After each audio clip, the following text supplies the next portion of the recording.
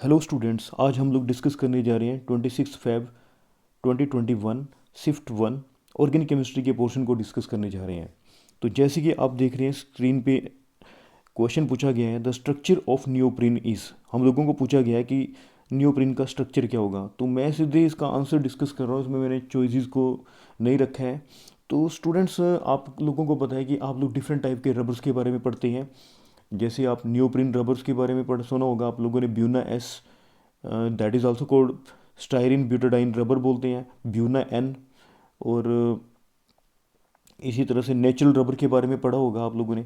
ठीक है, तो नियोप्रीन जो है किस नियोप्रीन जो है उसका जो मोनोमर होता है, मोनोमर जो है दैट इज कॉल्ड, उसको क्लोरोप्रीन बोलते हैं। क्लोरोप्रीन कैसे होते हैं? क्लोरोप्रीन में जो है स्टूडेंट्स 4 कार्बन होते हैं। ये 4 कार्बन आगे फर्स्ट और जो लास्ट पोजीशन है उसमें डबल बॉन्ड होगा, और सेकंड कार्बन पे जो है दैट इज़ क्लोरीन होगा। तो जब इसको हम लोग बैलेंस करते हैं तो दैट इज़ कोल्ड, ये जो है दैट इज़ कोल्ड, इसका जो कॉमन नेम है दैट इज़ कोल्ड, इसको क्लोरोप्रीन बोलते हैं। Chloroprene, chloroprene. यदि हम लोग आईयूपीसी नेम के बारे में बात करें तो that is called 2 chloro, chloro buta, buta 1,3-डाइन, ब्यूटा 1,3-डाइन, 1,3-डाइन। तो ये जो है that is called neoprene. Neoprene का जो मोनोमर है क्लोरोप्रीन है। तो जब मोनोमर जो है पॉलीमराइज होता है, तो पॉलीमराइज होने की वजह से जब इसकी दूसरी यूनिट्स भी जो है जुड़ती जाती हैं तो क्या होता है, व्हाट विल हैपन। तो इस टाइप से एक पॉलीमराइजेशन जो है, पॉलीमराइज होकर के चेन बनती है।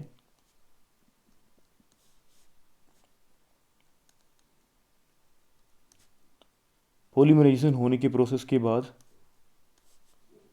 नियोप्रीन की फॉर्मेशन होती है, दैट इज़ कॉल्ड नियोप्रीन।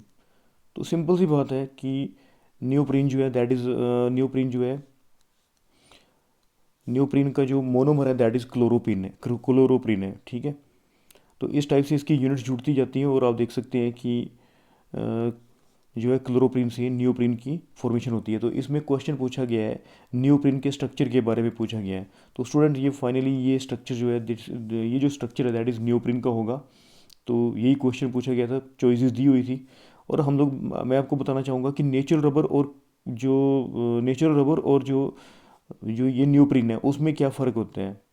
आप देख सकते हैं कि स्टूडेंट यहाँ पे जो है फ़र्क बस इतना ही है कि सी एल ग्रुप की जगह पे, सी एल ग्रुप की जगह पे, वहाँ पे सी एल की जगह पे क्या होगा, सी एच थ्री होगा। जब सी एच थ्री होगा तो जो मोनो, तो दैट इज कॉल्ड, इसको आइसोप्रीन बोलते हैं, isoprene. This is the difference. जो नेचुरल रबर होता है इसमें कभी कंफ्यूज नहीं होना आप लोगों ने कि जो क्लोरोप्रीन है उसमें क्लोरीन लेते हैं हम लोग, ठीक है, सेकंड पोजीशन पे, और यहाँ पे कौन सा ग्रुप होता है, मिथाइल ग्रुप होता है। तो इसका नाम जो है 2 मिथाइल ब्यूटा 1,3-डाइन बोलते हैं। तो नेचुरल रबर जो है दैट इज आइसोप्रीन से बनता है, आइसोप्रीन से बनता है। तो बिल्कुल सेम प्रोसेस है यहाँ पे।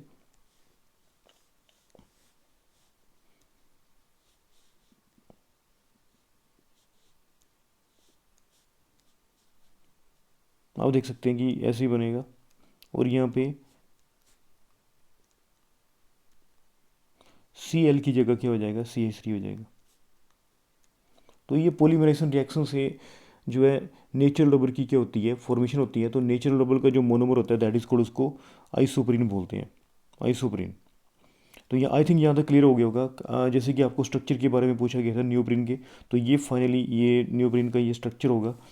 तो आपको क्लियर हो गया कि जो नियोप्रीन का जो मोनोमर होता है that is cold chloroprene, chloroprene होता है। और जो जो नेचुरल रबर होता है, नेचुरल रबर का जो मोनोमर है दैट इज कौन सा होता है, आइसोप्रीन होता है। यहाँ तक क्लियर हो गया होगा। तो फ़र्क कुछ नहीं है, दोनों में सेम ही है। यहाँ पे क्लोरीन होता है और यहाँ पे क्या होगा, सी एच थ्री होगा। आइसोप्रीन में सी एच थ्री होगा और क्लोरोप्रीन में सी एल होगा। और पॉलीमराइजेशन प्रोसेस है that is a simple process. Student next question के बारे में डिस्कस कर रहे हैं। Identify the major product A and B respectively in the following reaction of phenol. Phenol का रिएक्शन दिया गया है, उसमें हम लोगों को मेजर प्रोडक्ट को आइडेंटिफाइड करने के लिए बोला गया है। तो सिंपल सी बात है स्टूडेंट, आप लोग देख सकते हैं कि यहाँ पे जो है फिनोल दिया गया है। फिनोल तो आपको पता ही है कि फिनोल का जो रिएक्शन होता है दैट इज़ कोल्ड, ये जो बहुत ही फेमस रिएक्शन है that is cold reamer टाइमन reaction है। रिमर टाइमन जो रिएक्शन टाइमन रिएक्शन है, नेमिंग रिएक्शन है, काफ़ी फेमस रिएक्शन है, सभी को पता है कि जब फिनोल जो है किसके साथ रिएक्ट करता है, क्लोरोफॉर्म के साथ रिएक्ट करता है, तो क्या होता है, फिनोल रिएक्ट करता है in presence of NaOH। Chloroform के साथ रिएक्ट करता है तो व्हाट इज़ द प्रोडक्ट। तो सभी को पता है कि ये सैलिसल्डिहाइड की फॉर्मेशन होती है, सैलिसल्डिहाइड। तो एक्चुअली में क्या होता है, मैं आपके नॉलेज के लिए बता रहा हूँ कि जो CHCl3 है, CHCl3, इसमें जो हाइड्रोजन होता है दैट इज़, ये जो hydrogen that is acidic in nature होता है, एसिडिक हाइड्रोजन है। और ये जो बेस है, बेस में से कौन सा आयन आ रहा है, OH माइनस आयन आ रहा है ना, बेस में से कौन सा आयन आ रहा है, बेस में से OH माइनस आयन आ रहा है, तो ये एसिडिक हाइड्रोजन को आसानी से निकाल लेगा। और यहाँ से क्या होगा, यहाँ से जो है CCl3 माइनस की फॉर्मेशन हो जाएगी, और फाइनली यहाँ से क्लोराइड आयन निकल जाएगा और डाइक्लोरोकार्बीन की फॉर्मेशन हो जाएगी, CCl2। This is called डाइक्लोरोकार्बीन। और ये जो डाइक्लोरोकार्बीन जो है ये इलेक्ट्रोफाइल एक्ट करेगा, क्या एक्ट करेगा, इलेक्ट्रोफाइल एक्ट करेगा। डाइक्लोरोकार्बीन जो that will act as electrophile. और ये जब बेंजीन के पास जाएगा तो what will happen, sorry benzene phenol के पास जाएगा तो व्हाट विल हैपन, तो क्या होगा, इलेक्ट्रोफिलिक सब्स्टिट्यूशन रिएक्शन होगा। और वो जो इलेक्ट्रोफिलिक सब्स्टिट्यूशन रिएक्शन जो होगा दैट इज़ ये इलेक्ट्रॉन जो है, क्यों ये जो इलेक्ट्रोफाइल क्यों एक्ट कर रहे हैं, क्योंकि इसके जो सराउंडिंग में इलेक्ट्रॉन है, इसके कितने सराउंडिंग में कितने इलेक्ट्रॉन है, 6 इलेक्ट्रॉन है, इलेक्ट्रॉन डेफिशिएंट है। इलेक्ट्रॉन डेफिशिएंट की वजह से ये इलेक्ट्रोफाइल एक्ट कर रहे हैं। तो ये जो बेंजीन में ये जो फिनोल में जो रिएक्शन हो रहा है दैट इज कोल्ड, ये स्ट्रॉन्ग इलेक्ट्रोफाइल है CCl2, और ये जो रिएक्शन हो रहा है that is cold electrophilic substitution reaction होगा। और फाइनली सैलिसल्डिहाइड की फॉर्मेशन होगी, ये मैकेनिज्म के थ्रू किया जाता है। तो सैलिसल्डिहाइड बनेगा, और सैलिसल्डिहाइड बनेगा स्टूडेंट्स, ये बना सैलिसल्डिहाइड। और ये जो सैलिसल्डिहाइड है, मतलब पैरा वाला तो बनता है, CHO ग्रुप जो पैरा पोजीशन में भी आता है, पर वो जो प्रोडक्ट होता है वो स्मॉल अमाउंट में होता है। पर ये जो ऑर्थो वाली जो पोजीशन में जो CHO जो आ रहा है वो मेजर प्रोडक्ट है। कारण ये है स्टूडेंट कि इसमें जो है इंट्रामोलिकुलर हाइड्रोजन बॉन्ड की क्या होती है, फॉर्मेशन होती है, इंट्रामोलिकुलर हाइड्रोजन बॉन्ड। ये आ गया, इंट्रामोलिकुलर हाइड्रोजन बॉन्ड की क्या होगी, फॉर्मेशन हो जाएगी, इंट्रामोलिकुलर हाइड्रोजन बन जाएगा, हाइड्रोजन बॉन्ड बनेगा, इंट्रामोलिकुलर हाइड्रोजन बॉन्ड की फॉर्मेशन होगी। तो जिसकी वजह से ये जो ऑर्थो जो hydroxy benzaldehyde that is also called salicylaldehyde, salicylaldehyde जो होगा वो मेजर प्रोडक्ट होगा। तो आपको ये रीमन टाइमर रिएक्शन जो है, रीमन टाइमर रिएक्शन जो है बहुत ही फेमस रिएक्शन है। तो इसमें जो बी है तो वो अनडाउटफुली आप लोगों को क्लियर हो गया होगा कि बी में जो है प्रोडक्ट वो कौन सा प्रोडक्ट आएगा, सैलिसल्डिहाइड आएगा। कौन सा आएगा, सैलिसल्डिहाइड या फिर ऑर्थो हाइड्रोक्सी बेंजल्डिहाइड, ऑर्थो या 2 हाइड्रोक्सी बेंजल्डिहाइड। 2 हाइड्रोक्सी बेंजल्डिहाइड इसलिए जो है मेजर प्रोडक्ट है, 2 हाइड्रोक्सी वाला इसलिए मेजर प्रोडक्ट है, क्यों, क्योंकि यहाँ पे जो है क्या हो रहा है, इंट्रामोलिकुलर हाइड्रोजन बॉन्ड की क्या हो रही है, फॉर्मेशन हो रही है। यहाँ पे पार्शियल प्लस डेल्टा चार्ज आएगा, इसमें पार्शियल जो है माइनस डेल्टा चार्ज आएगा, जिसकी वजह से इंट्रामोलिकुलर हाइड्रोजन बॉन्ड की क्या हो रही है, फॉर्मेशन हो रही है। तो बी प्रोडक्ट जो है आप लोगों का क्लियर हो गया कि ये एक सिंपल रीमन टाइमन रिएक्शन है, और उसमें जो है सैलिसल्डिहाइड की क्या होगी, फॉर्मेशन होगी। और स्टूडेंट यहाँ पे एक और पूछा गया है, आप देख रहे होंगे कि सेकंड पार्ट पूछा गया है कि सेकंड पार्ट में जो है फिनोल को जब हम लोग ट्रीट करा रहे हैं किसमें bromine in presence of carbon disulphide. Actually में क्या होता है स्टूडेंट्स, यदि हम लोग फिनोल को ट्रीट करवाएं वाटर की प्रेजेंस में, यदि हम लोग रिएक्शन करवा रहे हैं तो व्हाट विल हैपन, तो जो है ट्राई सब्स्टिट्यूटेड प्रोडक्ट की फॉर्मेशन होती है, जो है ट्राई सब्स्टिट्यूटेड प्रोडक्ट की फॉर्मेशन होगी, और वाइट पीपीटी की फॉर्मेशन होगी स्टूडेंट्स, ये वाइट पीपीटी बन जाएंगे। ये तब होगा जब फिनोल का रिएक्शन जो है वो वाटर में होगा, मतलब ब्रोमीन जो है इन प्रेजेंस ऑफ वाटर हो, तो तब जाके 2,4,6 ट्राई ब्रोमोफिनोल की क्या होगी, फॉर्मेशन होगी, और वाइट पीपीडी बनेगी। बात ये यहाँ पे हम लोगों को देख रहे हैं जैसे कि यहाँ पे कार्बन डाइसल्फाइड दिया गया है, कार्बन डाइसल्फाइड। तो what will happen in case of carbon disulphide के केस में क्या होगा? तो कार्बन डाइसल्फाइड के केस में स्टूडेंट्स मोनो सब्स्टिट्यूटेड प्रोडक्ट की फॉर्मेशन होगी, मोनो सब्स्टिट्यूटेड प्रोडक्ट बनेगा। जैसे ये आ गया, फिनोल आ गया। और यदि हम लोग बात करें Br2 और कार्बन डाइसल्फाइड की प्रेजेंस है, तो इसमें दो प्रोडक्ट्स बनेंगे स्टूडेंट्स। एक जो होगा, एक जो है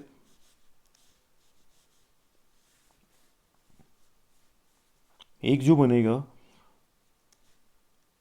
एक तो बनेगा, एक ऑर्थो प्रोडक्ट की फॉर्मेशन होगी, और दूसरा जो होगा दैट इज कोल्ड पैरा। और जो मेजर प्रोडक्ट होगा वो कौन सा होगा? आप सभी को पता है, क्यों?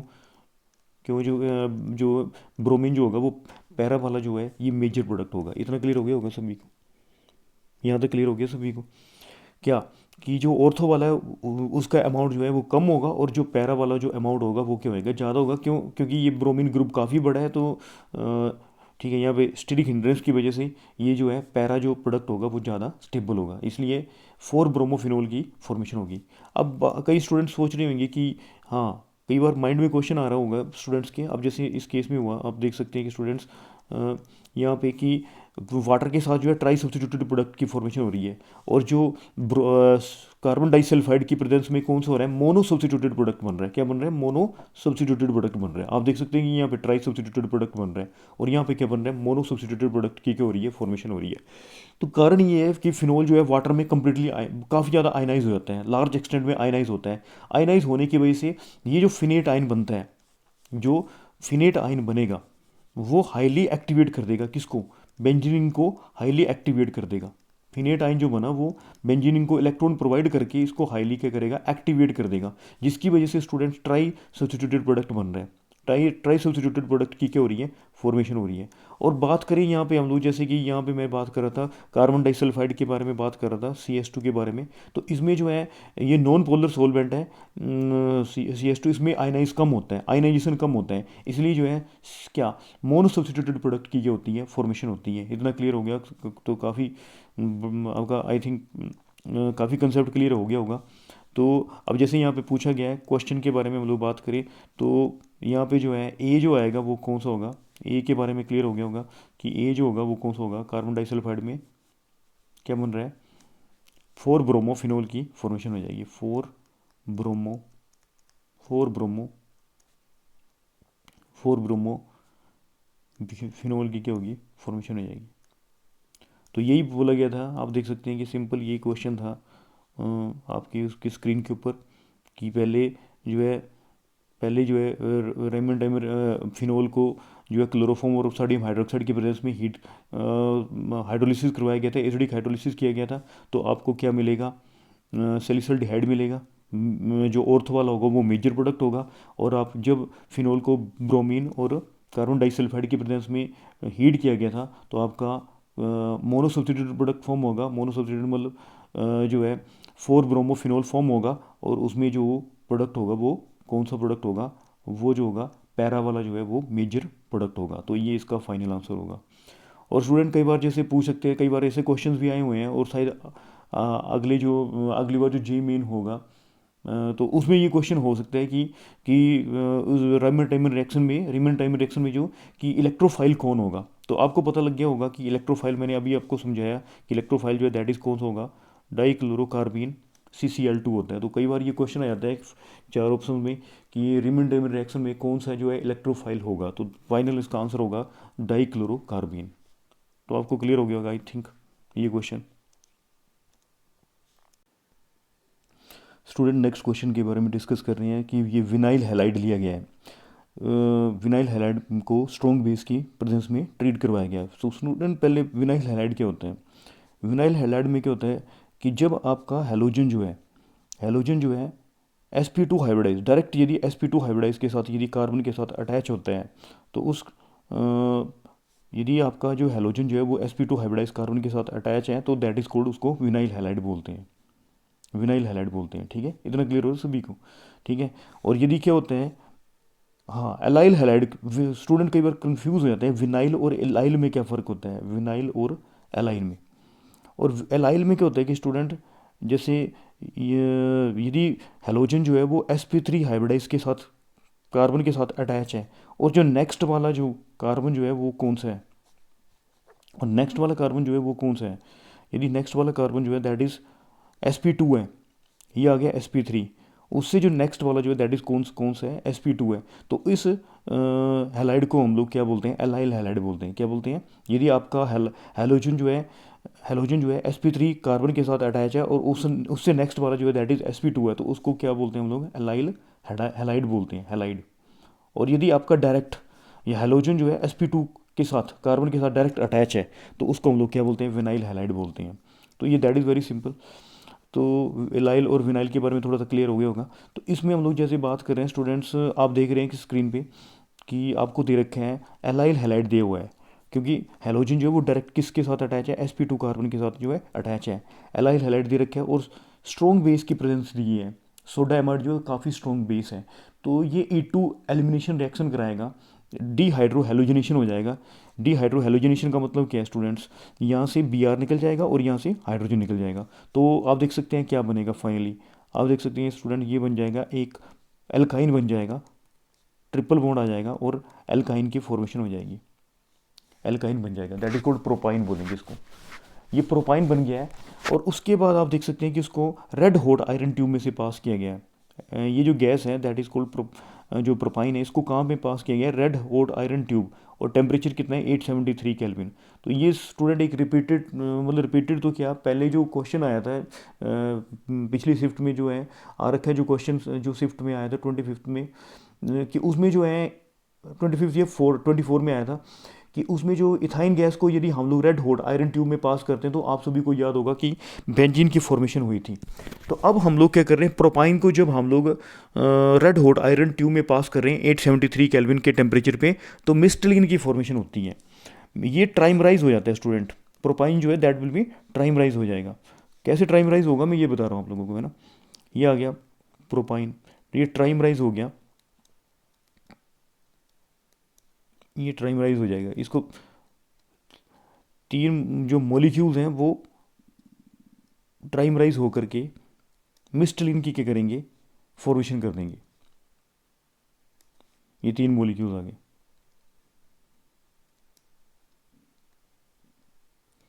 ये वाला आपको समझाने के लिए, ये वाला बॉन्ड यहाँ पे शिफ्ट हो जाएगा, ये वाला बॉन्ड यहाँ पे शिफ्ट हो जाएगा और ये वाला यहाँ पे शिफ्ट हो जाएगा। तो आप देख सकते हैं एक रिंग टाइप बन जाएगी, रिंग टाइप स्ट्रक्चर बन जाएगा, है ना।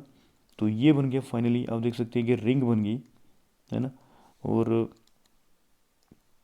रिंग बन जाएगी, बेंजीनिंग बन गई, और ये CH3 ग्रुप ऊपर आ गया और ये CH3 ग्रुप यहाँ पे आ गया और ये वाला CH3 ग्रुप यहाँ पे आ गया। और आप देख सकते हैं कि यहाँ पे डबल बॉन्ड, ये डबल बॉन्ड हो गया, यहाँ डबल बॉन्ड हो गया और यहाँ पे भी डबल बॉन्ड हो गया। तो दैट इज कॉल्ड मिस्टलिन, या फिर हम लोग इसको बोलते हैं 135 ट्राई मिथाइल बेंजीन, मिस्टलिन की फॉर्मेशन हो जाएगी, मिस्टलिन। तो स्टूडेंट आपको यही पूछा गया था, आप देख सकते हैं कि इसमें कि जब जो है ये जो NaNH2 का यूज़ किया गया है, स्ट्रॉन्ग बेस का यूज़ किया गया है, क्योंकि जो है अल्कोहलिक क्यूएच जो है आपको पता है कि अल्कोहलिक क्यूएच जो है that is also beta elimination करवाता है, डिहाइड्रो हेलोजनेशन करवाता है, पर वो करवा नहीं पाएगा इसमें, यह प्रोसेस जो है काफ़ी स्लो होगा और प्रोपाइन बनाने का जो प्रोसेस होगा काफ़ी डिफिकल्ट हो जाएगा क्यूएच के लिए। इसलिए यहाँ पे स्ट्रॉन्ग बेस की प्रेजेंस ली गई है NaNH2 की, जो ये जो विनाइल हैलाइड था किस में कन्वर्ट कर देगा, इसको प्रोपाइन में कन्वर्ट कर देगा। और प्रोपाइन को जब हम लोग आयरन ट्यूब में से पास करेंगे 873 केल्विन के टेम्परेचर में, तो क्या बन जाएगा, मिस्टलिन बन जाएगा। तो दैट इज़ ए प्रोडक्ट के बारे में पूछा गया था कि कौन सा मेजर प्रोडक्ट होगा, तो स्टूडेंट इसका मिस्टलिन जो है इसका मेजर प्रोडक्ट होगा। स्टूडेंट नेक्स्ट क्वेश्चन डिस्कस करने जा रहे हैं कि जैसे ए जो है, ए इसका फार्मूला मॉलिक्यूलर फार्मूला दिया गया है, इसका हाइड्रोलिसिस किया जा रहा है और 373 केल्विन पे बी की फॉर्मेशन हो रही है। तो बी जो है इसका फार्मूला दिया गया है आपको कि बी जो है reacts with hydroxyl amine but does not give Tollens test, Tollens test नहीं देगा। Identify A and B, A और बी को आइडेंटिफाई करने के लिए बोला गया है। तो ए और बी जो है वो कौन होंगे, है ना। तो हम लोग देख रहे हैं स्टूडेंट्स कि बी जो है वो react with hydroxyl amine. Hydroxyl amine सभी को पता है क्या होता है। हाइड्रोक्सिल अमाइन जो होता है दैट इज़ जब भी कोई कार्बोनिल ग्रुप जो कीटो ग्रुप जो दैट इज मेड इट में भी एल्डिहाइड और कीटोन जो है रिएक्ट करता है हाइड्रोक्सिल अमाइन के साथ, तो what will happen, hydroxyl amine के साथ जब रिएक्ट करता है तो क्या बनता है, ऑक्साइम की फॉर्मेशन होती है, ऑक्साइम्स बनता है सभी को। तो ये जो बी जो है वो एल्डिहाइड भी हो सकता है स्टूडेंट्स, या फिर कीटोन भी हो सकता है, क्यों, तभी जाके ऑक्साइम्स की क्या होगी, फॉर्मेशन होगी। पर अच्छा, पर एक बात और बोली गई है, but does not give Tollens test, Tollens test नहीं दे रहे हैं, तो इसका मतलब क्या है कि ये जो कार्बोनिल कंपाउंड जो है दैट इज़ कार्बोनिल जो कंपाउंड होगा वो जो है डेफिनेटली कौन सा होगा, एल्डिहाइड होगा, कौन सा होगा, एल्डिहाइड। क्यों, कीटोन्स जो है, कीटोन जो है वो, कीटोन जो है वो टोलेंस रीजन टेस्ट नहीं देता है, तो ये डेफिनेटली ये जो बी कंपाउंड जो है वो कौन है, एल्डिहाइड है। तो आप देख रहे हैं कि जो बी कंपाउंड की जो फॉर्मेशन हो रही है, बी जो है दैट इज कॉल्ड एल्डिहाइड जो है, एल्डिहाइड की जो फॉर्मेशन हो रही है, एल्डिहाइड की जो फॉर्मेशन हो रही है, सॉरी यहाँ पे बोला गया student does not give Tollens reagent test, कि टोलेंस रीजन टेस्ट नहीं दे रहा है, सॉरी टोलेंस रीजन टेस्ट नहीं दे रहा है। तो आपको पता है कि टोलेंस रीजन टेस्ट एल्डिहाइड देते हैं, कीटोन नहीं देता है, तो स्टूडेंट ये एल्डिहाइड नहीं है, ये कौन है, डेफिनेटली ये कौन सा होगा, कीटोन होगा, क्योंकि वो टोलेंस रीजन टेस्ट नहीं दे रहा है। तो डेफिनेटली ये जो बी कंपाउंड जो है वो कीटोन है, क्योंकि वो टोलेंस रीजन टेस्ट नहीं दे रहे हैं। स्टूडेंट ये गौर करने वाली बात है कि does not give Tollens test, कि जो टोलेंस रीजन को टेस्ट को नहीं देगा, सिल्वर मिरर टेस्ट को नहीं देगा, मतलब सिल्वर मिरर की फॉर्मेशन नहीं होगी। तो एल्डिहाइड के केस में तो सिल्वर मिरर की फॉर्मेशन हो जाती है, पर कीटोन के केस में जो है सिल्वर मिरर की फॉर्मेशन नहीं होती है, तो डेफिनेटली ये बी कंपाउंड जो है वो कीटोन है। तो कीटोन के आप देख सकते हैं कि यहाँ पे डाई हैलाइड है, ये जो आपका ए जो है दैट इज़ डाई हैलाइड है। तो ये जो बी जो है कीटोन जो है डाई हैलाइड से तभी फॉर्म हो सकता है कि वो जेम डाई हैलाइड हो, जेम डाई हैलाइड वो वही होगा, जेम डाई हैलाइड वही होगा जो कि non terminal gem dihalide होना चाहिए। तो आप देख सकते हैं कि स्टूडेंट इसमें जो है non terminal gem dihalide होना चाहिए। तो non terminal gem dihalide में जो है अब जैसे हम लोग देख रहे हैं कि इस टाइप से होगा ये।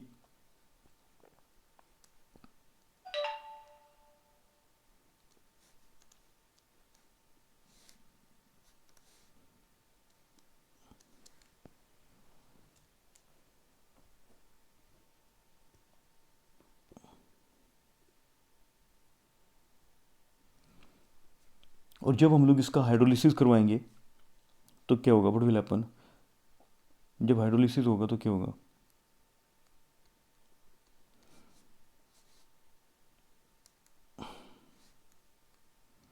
हाइड्रोलिसिस होगा तो क्या होगा,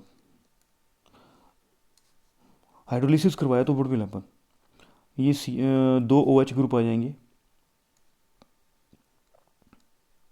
दो ओ एच ग्रुप आ गए। और आपको पता है स्टूडेंट कि जब एक ही कार्बन के साथ जो, जब दो हाइड्रोजन अटैच हो, एक ही कार्बन के साथ जब दो हाइड्रोजन दो ओ एच ग्रुप अटैच हो, तो वो कार्बन जो होता है दैट विल बिकम अनस्टेबल हो जाता है। तो यहाँ से क्या निकलेगा, इसकी स्टेबिलिटी को मेंटेन के लिए वाटर बाहर निकल जाएगा, वाटर बाहर निकल जाएगा। तो आप देख सकते हैं कि फाइनली यहाँ पे किसकी फॉर्मेशन हो जाएगी, कीटोन की फॉर्मेशन हो जाएगी। जब एक ही कार्बन के साथ दो ओ एच ग्रुप हो तो वो कार्बन जो है दैट विल बिकम अनस्टेबल, इसलिए वाटर का एलिमिनेशन हो जाएगा और क्या बन जाएगा, कीटोन, कीटोन की क्या होगी, कीटोन की फॉर्मेशन हो जाएगी। तो आप देख सकते हैं कि ये फार्मूला बन गया दैट इज कोल्ड, क्या बना, ओ बन गया, ठीक है, और ये बन गया,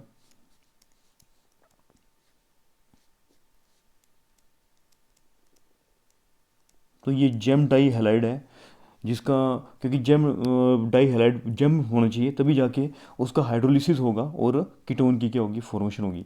तो आप देख सकते हैं कि ए जो है दैट इज़ कोल्ड, आप इसका आईयूपी से नेम कर सकते हैं कि ये जो है 1 2 3 4, तो ये बन गया 2 2, नाम पूछा गया था इसका, 2 2 डाई क्लोरोब्यूटेन। तो इसका नाम जो होगा 2 2 डाई क्लोरोब्यूटेन।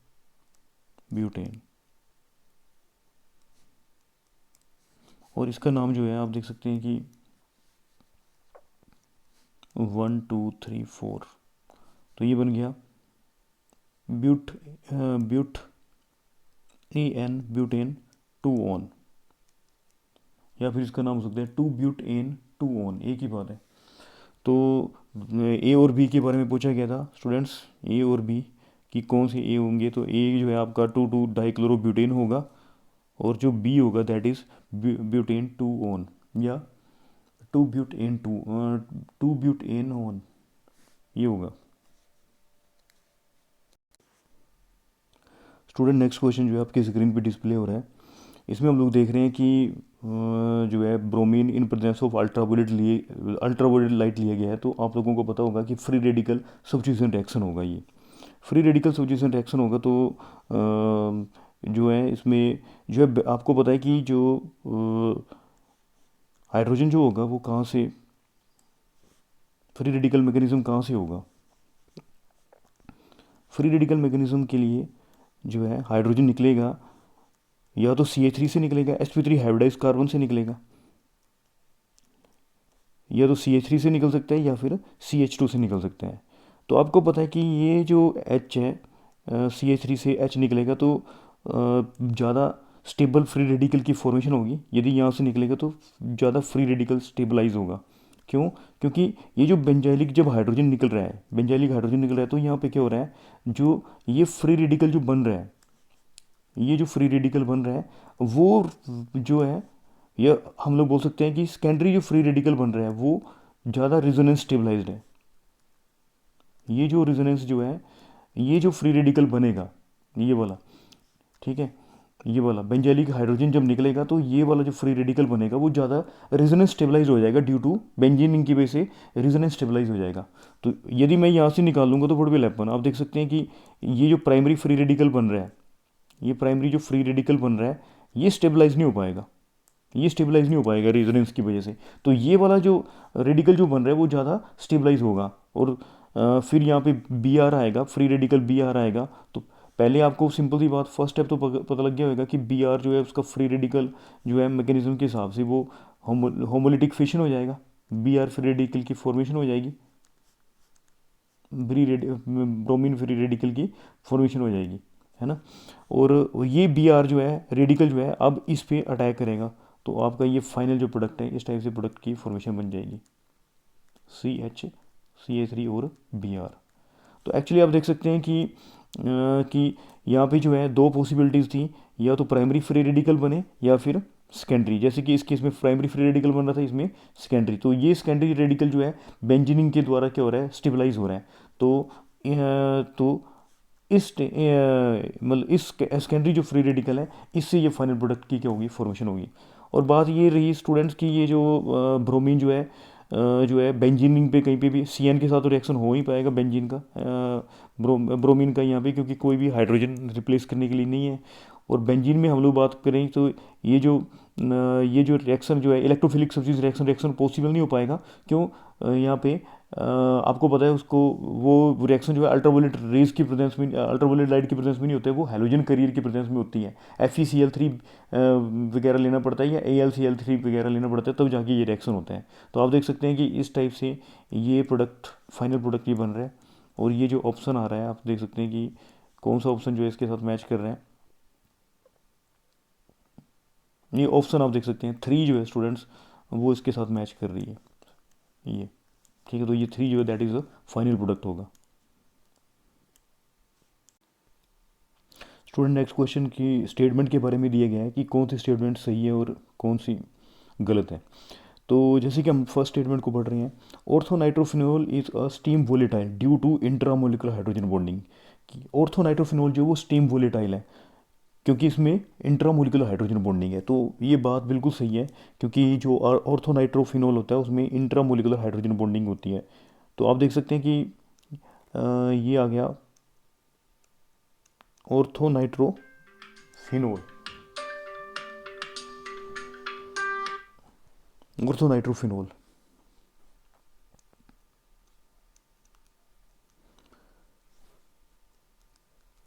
ये आ गया ऑर्थोनाइट्रोफिनोल। तो इसमें जो है इंट्रामोलिकुलर हाइड्रोजन बॉन्डिंग है, इंटरमोलिकुलर हाइड्रोजन बॉन्डिंग है। ऑक्सीजन की इलेक्ट्रोनेगेटिविटी ज़्यादा है, ये हाइड्रोजन के इलेक्ट्रॉन को अपनी तरफ खींचेगा, जिसकी वजह से हाइड्रोजन बॉन्ड की फॉर्मेशन हो जाएगी, है ना। तो ये बन गया that is intermolecular hydrogen bond. तो ये किस में आ रही है, ऑर्थोनाइट्रोफिनोल में आ रही है। किस में आ रही है, ऑर्थोनाइट्रोफिनोल में आ रही है। इंट्रामोलिकुलर हाइड्रोजन बॉन्डिंग होने की वजह से ये डिस्क्रीट हो जाता है, कौन, ऑर्थोनाइट्रोफिनोल, दूसरे मतलब जो दूसरा जो ऑर्थोनाइट्रोफिनोल होगा उसके साथ जो है मतलब इतना एसोसिएशन नहीं हो पाता है जितना कि पैरानाइट्रोफिनोल में होता है। पैरानाइट्रोफिनोल में स्टूडेंट्स इस टाइप से होता है पैरानाइट्रोफिनोल। ये होता है पैरानाइट्रोफिनोल। इसमें जो है इंटरमोलिकुलर हाइड्रोजन बॉन्डिंग की वजह से इंटरमोलिकुलर इसमें होती है इंटरमोलिकुलर हाइड्रोजन बॉन्डिंग। ये आगे intra, this is called intra. Intra और यहाँ पे आप देख सकते हैं स्टूडेंट्स कि ये जो है ये ऑर्थोनाइट्रोफिनोल सॉरी पैरानाइट्रोफिनोल जो होता है वो दूसरे मोलिक्यूल के साथ क्या होता है, एसोसिएट हो जाता है। ये दूसरे मोलिक्यूल के साथ क्या हो रहा है, एसोसिएट हो रहा है। ये आ गया। ऑक्सीजन की इलेक्ट्रोनेगेटिविटी ज़्यादा है और ये हाइड्रोजन के इलेक्ट्रॉन को अपनी तरफ खींचेगा। हाइड्रोजन बॉन्ड की क्या होगी, फॉर्मेशन। तो इसमें कौन सी हाइड्रोजन बॉन्डिंग हो रही है, इसमें इंटर मोलिकुलर हाइड्रोजन बॉन्ड की फॉर्मेशन हो रही है, हाइड्रोजन बॉन्ड बन रहे हैं। और अब ये आ गया पैरानाइट्रोफिनोल आ गया है ना। पैरानाइट्रोफिनोल पैरानाइट्रोफिनोल और ऑर्थोनाइट्रोफिनोल में क्या फ़र्क है। ऑर्थोनाइट्रोफिनोल में आप देख रहे हो कि ये जो इंट्रामोलिकुलर इसमें जो है इंट्रामोलिकुलर हाइड्रोजन बॉन्डिंग है with in the same molecule होती है, जिसकी वजह से ये डिस्क्रीट हो जाएगा, अकेला हो जाएगा है ना। ये दूसरे ऑर्थोनाइट्रोफिनोल के साथ नहीं जुड़ पाएगा। पर ये इंट्रा जो है मोलिक्यूल को डिस्क्रीट कर रही है, अकेला कर रही है और ये जो इंटरमोलिकुलर हाइड्रोजन बॉन्ड जो है, जो इंटरमोलिकुलर हाइड्रोजन बॉन्ड है वो जो है जो पैरानाइट्रो मोलिक्यूल्स हैं, डिफरेंट डिफरेंट जो पैरानाइट्रोफिनोल जो मोलिक्यूल्स हैं, पैरानाइट्रोफिनोल जो मोलिक्यूल्स हैं, डिफरेंट डिफरेंट जो मोलिक्यूल्स हैं उनको जोड़ रही है, जिसकी वजह से इनमें एसोसिएशन होगा। इनकी जो एस्केपिंग टेंडेंसी होगी वो क्या होगी, ज़्यादा होगी। इनकी जो एस्केपिंग टेंडेंसी जो होगी वो कम होगी। वो पैरानाइट्रोफिनोल की एस्केपिंग टेंडेंसी क्या होगी, कम होगी, जिसकी वजह से पैरानाइट्रोफिनोल का जो बॉइलिंग पॉइंट होगा वो ज़्यादा होगा। और ऑर्थोनाइट्रोफिनोल में जो है इंटरमोलिकुलर हाइड्रोजन बॉन्डिंग नहीं है, इसमें इंट्रामोलिकुलर हाइड्रोजन बॉन्ड है, इंट्रामोलिकुलर हाइड्रोजन बॉन्ड है जो इसको डिस्क्रीट कर देगी, दूसरे मोलिक्यूल के साथ एसोसिएशन नहीं हो पाएगा इसका। तो जिसकी वजह से इसकी एस्केपिंग टेंडेंसी क्या होगी, ज़्यादा होगी। जिस एस्केपिंग टेंडेंसी क्या होगी, ज़्यादा होगी। एस्केपिंग टेंडेंसी ज़्यादा होने की वजह से इसका बॉइलिंग पॉइंट क्या होगा, कम होगा। बॉइलिंग पॉइंट क्या होगा, कम होगा। और ये इजीली वोलेटाइल हो जाएगा। इसलिए यहाँ पे बोला गया है orthonitrophenol is a steam volatile due to intramolecular hydrogen bonding, जो कि बिल्कुल सही स्टेटमेंट है कि इसकी जो है इंट्रामोलिकुलर हाइड्रोजन बॉन्डिंग की वजह से ये जो है डिस्क्रीट हो जाएगा। इसकी एस्केपिंग टेंडेंसी क्या होगी, ज़्यादा होगी। इसका बॉइलिंग पॉइंट क्या होगा, कम होगा और इजीली स्टीम वोलेटाइल हो जाएगा। और और पैरानाइट्रोफिनोल में हम लोगों ने बात की।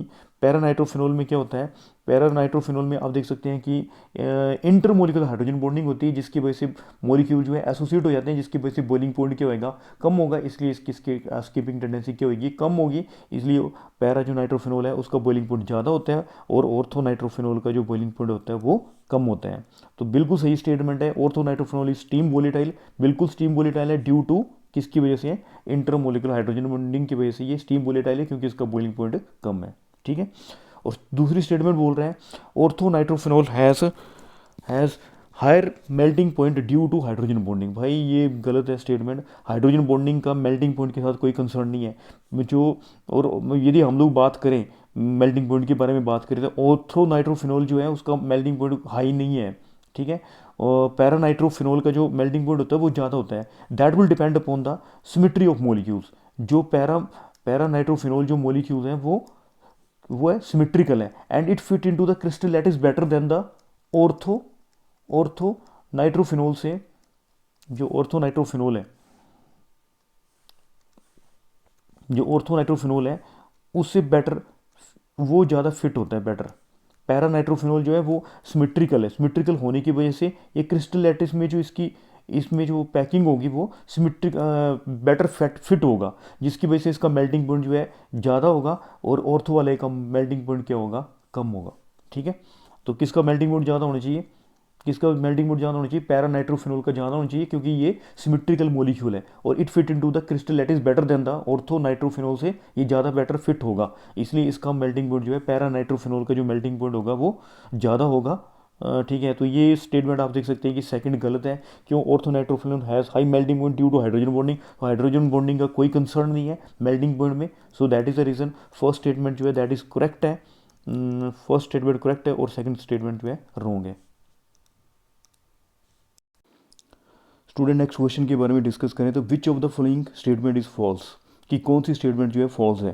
Carious tube is used in the estimation of sulphur, ये स्टूडेंट ये क्वेश्चन जो है that is called from quantitative analysis से लिया गया है। एक्चुअली ऑर्गेनिक कंपाउंड का दो एनालिसिस होता है, एक क्वालिटेटिव और दूसरा क्वांटिटेटिव। क्वालिटेटिव एनालिसिस हम लोगों को एलिमेंट्स के बारे में बताता है कि कौन कौन से एलिमेंट्स उसमें प्रेजेंट है, कार्बन प्रेजेंट है, सल्फर प्रेजेंट है, हाइड्रोजन प्रेजेंट है, ऑक्सीजन प्रेजेंट है, नाइट्रोजन प्रेजेंट है। तो ये प्रेजेंस के बारे में हम लोगों को क्वालिटेटिव एनालिसिस बताता है। और क्वांटिटेटिव एनालिसिस जो है हम लोगों को उनके अमाउंट के बारे में बताता है कि कितना परसेंटेज उनका ऑर्गेनिक कंपाउंड में प्रेजेंट है। तो जैसे हम लोग बात कर रहे हैं, first carious tube is used in the estimation of sulphur in an organic compound. Carious tube method जो है वो सल्फर के एस्टिमेशन के लिए यूज़ होता है। तो डेफिनेटली केरियस ट्यूब मेथड जो that is for the estimation of sulphur के लिए यूज़ होता है। तो फर्स्ट स्टेटमेंट जो दैट इज़ करेक्ट स्टेटमेंट है। अब सेकंड स्टेटमेंट में जा रहे हैं, carious tube is use for the estimation of nitrogen in an organic compound. तो ये nitrogen in an organic compound में जो है नाइट्रोजन को हम लोग एस्टिमेट नहीं कर, नाइट्रोजन को एस्टिमेट करने के दो ही मेथड है, एक जो कि बुक में डिस्कस किए गए हैं, ड्यूमास मेथड और दूसरा जेल्डाल मेथड। तो केरियस ट्यूब मेथड जो है उसके द्वारा नाइट्रोजन को हम लोग एस्टिमेट नहीं कर सकते। केरियस ट्यूब जो मेथड है वो use for the estimation of sulphur के लिए यूज़ होता है, और दूसरा जो है वो हैलोजन की एस्टिमेशन के लिए होता है ऑर्गेनिक कंपाउंड में। तो हैलोजन के एस्टिमेट कर सकते हैं हम लोग केरियस ट्यूब मेथड के द्वारा और सल्फर का, पर केरियस ट्यूब के द्वारा हम लोग नाइट्रोजन का एस्टिमेशन नहीं कर सकते। और थर्ड पॉइंट बोला गया है, phosphoric acid produced an oxidation of phosphorus. बिल्कुल डेफिनेटली कि जो ऑर्गेनिक कंपाउंड होता है उसमें जो है फास्फोरस जो है that will be oxidise to phosphoric acid में कन्वर्ट हो जाता है। और वो जो फास्फोरिक एसिड है उसको प्रेसिपिटेटेड किया जाता है मैग्नीशियम अमोनियम फॉस्फेट में। Phosphoric acid is precipitated as magnesium ammonium phosphate जब उसमें मैग्नीशियम मिक्सचर डाला जाता है। तो ये ठीक है यहाँ पे। और जो precipitate of magnesium ammonium phosphate होते हैं उनको फिल्टर्ड किया जाता है, ड्राई किया जाता है, और जब इग्नाइट किया जाता है तो magnesium pyrophosphate that is cold Mg2P2O7 की क्या होती है, फॉर्मेशन होती है। ठीक है, तो ये स्टेटमेंट सही है। Phosphoric acid are produced on oxidation of phosphorus का जब ऑक्सीडेशन होता है फास्फोरिक एसिड प्रोड्यूस होता है, और जब उसमें जो है प्रेजेंट इन ऑर्गेनिक कंपाउंड और ये जब इसमें मैग्नीशियम मिक्सचर डाला जाता है तो हमें क्या मिलता है, मैग्नीशियम पायरोफॉस्फेट मिलता है। क्या मिलता है, मैग्नीशियम पायरोफॉस्फेट। तो this statement is also correct. और फोर्थ स्टेटमेंट जो है that is Kjeldahl method is used for the estimation of nitrogen in an organic compound. तो डेफिनेटली मैं पहले ही बता चुका हूँ कि ड्यूमास और जेल्डाल मेथड जो है that is used for the estimation of nitrogen. तो ये फोर्थ स्टेटमेंट जो है बिल्कुल सही है। तो सेकंड स्टेटमेंट जो है रॉन्ग आ रही है, जिसमें बोला गया है कि केरियस ट्यूब मेथड जो है that is use for the estimation of nitrogen. तो मैंने बताया कि केरियस ट्यूब मेथड है that is for the estimation of sulphur and halogens, है ना। स्टूडेंट नेक्स्ट क्वेश्चन बहुत ही जनरल सा क्वेश्चन है, ये एनवायरनमेंट से लिया गया है। The presence of ozone in troposphere protect us from ultraviolet radiation. तो पता ही है सभी को ओजोन जो है हम लोगों को अल्ट्रावायलेट रेडिएशन से प्रोटेक्ट करती है, डेफिनेटली करती है। तो फर्स्ट ऑप्शन जो है वो राइट है, यही आंसर मिल गया हम लोगों को final. Protect us from the X-ray से हम लोग ये प्रोटेक्ट नहीं करती है, पता ही है सभी को। Not responsible for damage of fish productivity, बोल रहे हैं कि फिश की प्रोडक्टिविटी को डैमेज नहीं करती है, तो ये करती है, पता ही है सभी को कि ओजोन जो है प्रोडक्टिविटी पे इफेक्ट डाल सकती है। Not responsible to protect us from skin diseases, तो ये भी स्टेटमेंट रॉन्ग है। तो आप लोगों को पता है कि अल्ट्रावायलेट जो रेज है हम लोगों को नहीं सॉरी जो ओजोन जो है वो हम लोगों को बचाती है, अल्ट्रावायलेट रेज से बचाती है। और जो अल्ट्रावायलेट रेज से स्किन डिजीज़ हो सकती हैं, जो वाइट मेल्स हैं उनको स्किन कैंसर हो सकता है। तो ये हम लोगों ने वैसे एनसीईआरटी में पढ़ा हुआ है कि ओजोन लेयर जो है that is protect us from ultraviolet radiation. तो आप देख सकते हैं कि फर्स्ट स्टेटमेंट जो है वही करेक्ट आंसर है। तो ये not responsible to protect from skin disease वगैरह ये सही नहीं है स्टेटमेंट, है ना। स्टूडेंट नेक्स्ट क्वेश्चन जो है, an amine on reaction with benzene sulphonyl chloride produce a compound insoluble in alkaline solution. This amine can be prepared by ammonolysis of ethyl chloride. तो फर्स्ट तो ये है कि बेंजीन सल्फोनिल क्लोराइड अमीन का जो reaction है वो किसके साथ दिखाया गया है, अमीन का जो रिएक्शन दिखाया गया है वो बेंजीन सल्फोनिल क्लोराइड के साथ दिखाया गया है। तो बेंजीन सल्फोनिल क्लोराइड जो है दैट इज कॉल्ड, उसको हिंसबर्ग रिएजेंट बोलते हैं। क्या बोलते हैं उसको, हिंसबर्ग रिएजेंट। तो ये आ गया हिंसबर्ग रीजेंट जो है, दैट इज C6H5SO2Cl।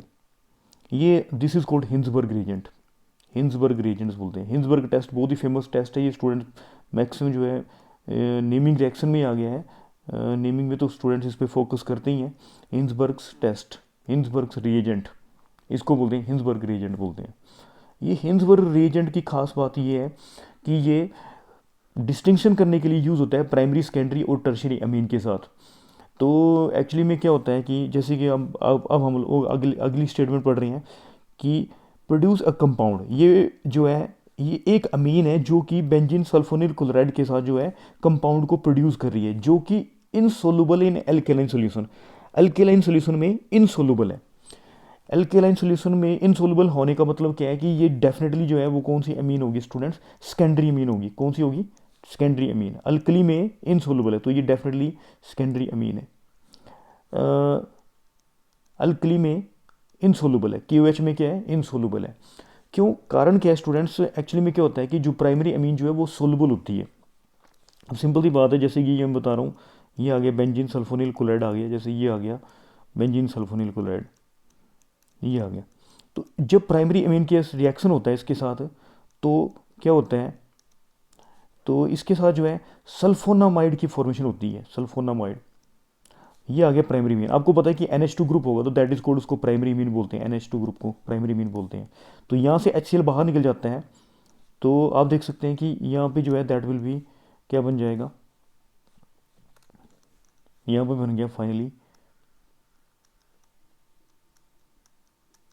ये बन गया सल्फोनामाइड की फॉर्मेशन होगी स्टूडेंट, सल्फोनामाइड की फॉर्मेशन होगी।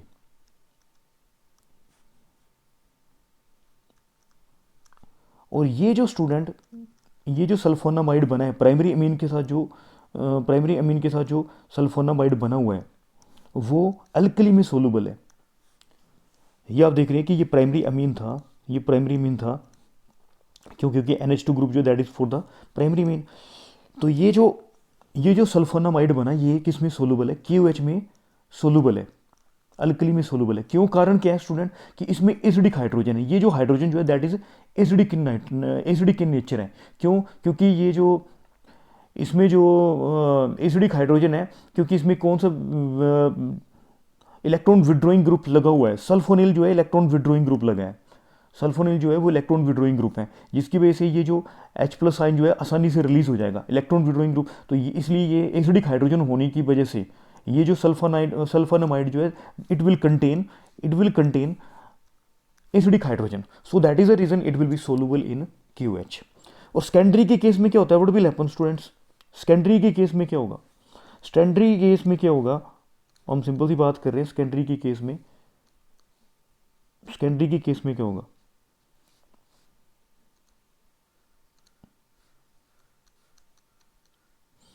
सेकेंडरी के केस में आप देख सकते हैं कि सेकेंडरी के केस में क्या होगा?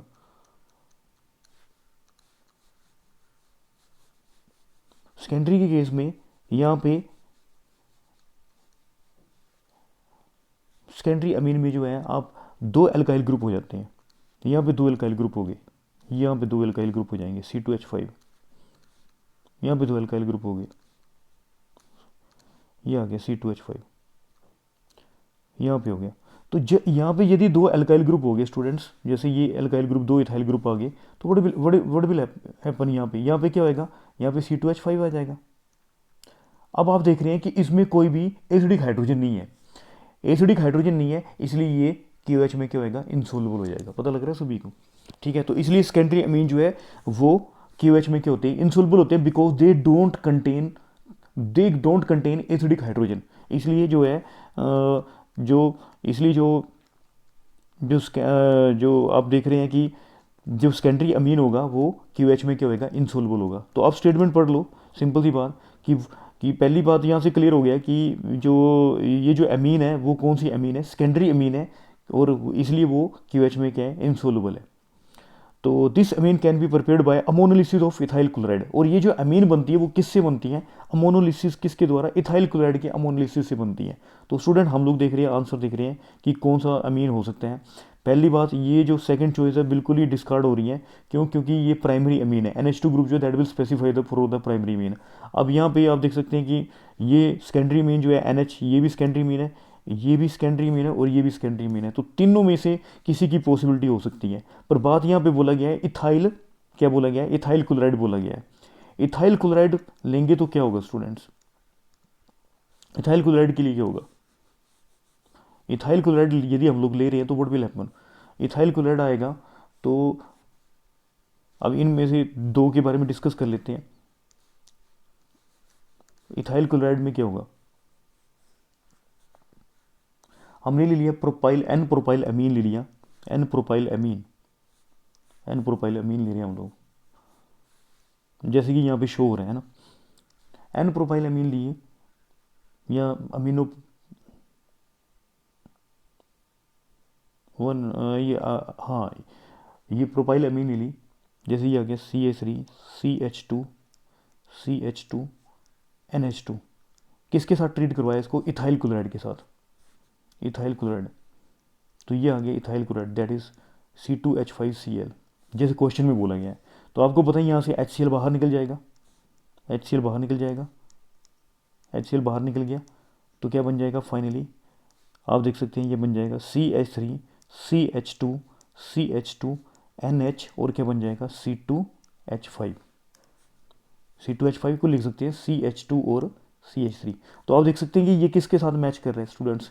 ये देख सकते हैं आप फोर्थ वाले के साथ मैच कर सकते हैं, फोर्थ वाले के साथ मैच कर रहे हैं। तो ये फोर्थ जो है इसका फाइनल आंसर होगा, ये अमीन होगी। ठीक है, आप देख सकते हैं कि ये नहीं हो सकती। क्यों? क्योंकि यदि इसको हम लोगों ने प्रिपेयर करना है तो मिथाइल क्लोराइड चाहिए। और क्वेश्चन में हम लोगों को क्या बोला हुआ है स्टूडेंट्स? हम लोगों को क्वेश्चन में बोल रखे हैं, क्या बोला हुआ है? इथाइल क्लोराइड बोला गया है। क्या बोला गया हम लोगों को? Ethyl chloride. तो इथाइल क्लोराइड से कौन सी अमीन बनेगी? इथाइल क्लोराइड से जो है अमोनोलिसिस के द्वारा ये अमीन की फॉर्मेशन होगी, इस अमीन की फॉर्मेशन होगी। ये भी अमीन नहीं बन सकती, आप देख सकते हैं इथाइल क्लोराइड से ये अमीन नहीं बन सकती। ठीक है, तो फोर्थ जो ऑप्शन जो है यही अमीन बन सकती है। और जब ये अमीन को जो हम लोग बेंजीन सल्फोनिल क्लोराइड के साथ ट्रीट करवाते हैं, ठीक है, तो जो सल्फानमाइड बनेगा, सल्फानमाइड बनेगा वो KOH में क्या होगा? अल्कली में क्या होगा? इनसोल्युबल होगा, because it will does not contain acidic hydrogen. तो फोर्थ जो है दैट इज इसका फाइनल आंसर होगा। स्टूडेंट नेक्स्ट क्वेश्चन आ रहा है, विच of the following vitamin is helpful in delaying the blood clotting? Blood clotting को डिले करने में कौन सा विटामिन जो है हेल्पफुल है? तो ये तो एक स्ट्रेट क्वेश्चन है। तो विटामिन K जो है ब्लड क्लोटिंग जो है उसके प्रोसेस को जो है डिले करता है, क्योंकि क्योंकि विटामिन K की वजह से जो है जल्दी ही क्लोटिंग हो सकती है ब्लड की। तो विटामिन K जो है ब्लड क्लोटिंग के प्रोसेस को क्या करता है? स्लो करता है। और ऐसी मतलब ऐसी कई बार परिस्थितियाँ आती है कि ब्लड क्लोटिंग होने की किसी को चांस ज़्यादा होती है, तो ब्रेन हेमरेज भी हो सकता है, कुछ भी हो सकता है, तो उसको विटामिन K दी जाती है। मतलब जहाँ पे सिंपल सी बात है, जिनमें ब्लड क्लोटिंग की प्रोबेबिलिटी है उसको डिले करने का जो प्रोसेस होता है वो उसके लिए कौन सी विटामिन यूज़ होती है? That is vitamin K use होती है। तो विटामिन K का जो रिजेम्बलेंस है दैट इज़ किसके साथ है? ब्लड क्लोटिंग के साथ है। तो यही इसका फाइनल आंसर होगा। तो ये मेडिकल वाले ज़्यादा जानते होंगे कि विटामिन K जो है क्या कैसे वो क्लोटिंग के प्रोसेस को डिले करती है, बट डेफिनेटली जो है और कहाँ पे इसका यूज़ होता है इतना। ठीक है, तो विटामिन K जो है वो ब्लड क्लोटिंग के प्रोसेस को क्या करती है? डिले करती है। तो स्टूडेंट ये था 26 फ़ेब को जो शिफ्ट 1 में क्वेश्चन थे उनको मैंने डिस्कस कर दिया। तो आप अब एक लास्ट पेपर बचा है, वो शिफ्ट 2 का बचा है, वो उसको वेरी सून डिस्कस करूँगा। Thank you for watching.